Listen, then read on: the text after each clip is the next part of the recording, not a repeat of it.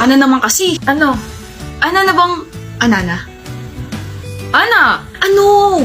Ana ka bang sasabihin sa akin? Steve? Ana na akong patience para makipag-usap sa'yo. Ana talaga? Kapag galit ka, anak cute mo. You can't resist my cuteness, Ana. Kausapin mo na kasi ako na maayos. Ayoko. May tatanong lang naman ako eh. Baka tingin naman to, akala mo naman ako lang nakikita. Stop it! Kung tanungin mo na kaya ako, no? Sa lahat ng mga naging crush mo, sino yung pinakamalakas ang appeal? Kala ko naman kung anong tanong. Yung crush ko na first year college ako. Sa lahat ng mga nagkagusto sa'yo, sino yung pinakagwapo? Yung lalaki ng third year college ako. Di kayo na. Naging kami nga. Tanong-tanong ka tapos naiinis ka dyan. Sa lahat ng mga naging ex mo, sino yung gusto mong balikan? Ikaw? Ikaw, Steve. Ikaw yung gusto kong balikan. Ako? Si ano talaga mapagbiro? Gusto kita pero ex. Naging tayo? I mean, gusto kong maging tayo pero... Huh? Oo. Ba't ka mumingiti? Naging tayo. Last year. Hey, you know you don't really have to come, Ana. He called me. Kaya ka nagpunta kasi nag-drunk ko sa'yo. Nag-alala ka, no?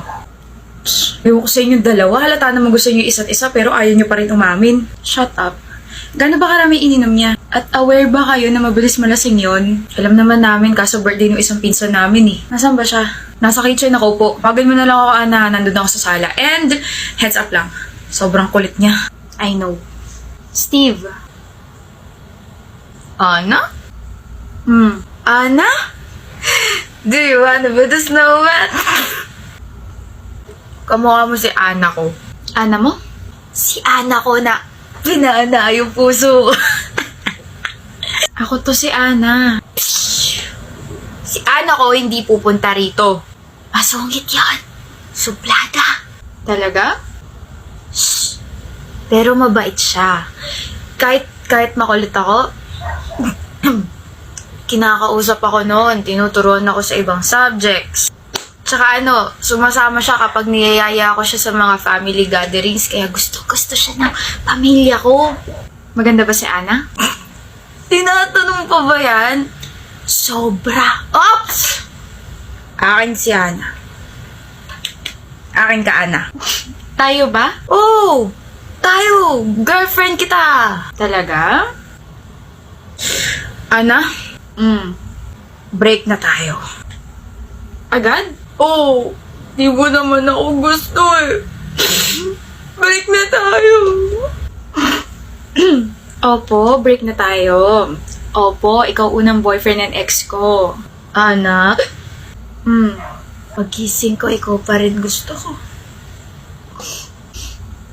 Opo, gusto rin kita.